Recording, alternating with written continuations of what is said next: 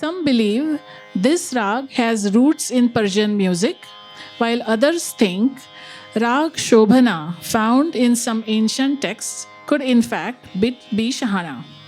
However, there is no definite evidence to prove either claim.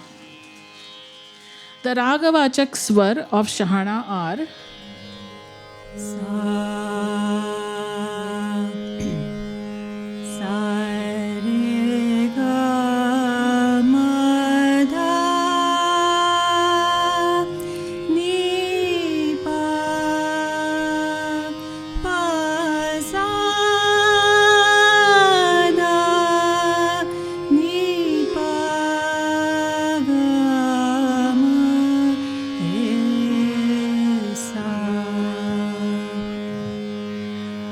Dhanipa is the most distinctive phrase in Shahana. Sama Gadha Swara Sangati is seen in this rag.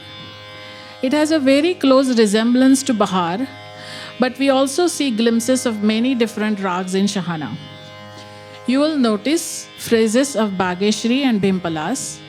You may see shades of Darbari. Phrases of Adana, Sarang, and Malhar are also seen. Seamless integration of these rags with Kannada whilst steering clear of Bahar makes this rag a very challenging task to perform. Simantini will sing this rag and then Hirak will play a dhun for you in this rag. Rag Shahana Kannada.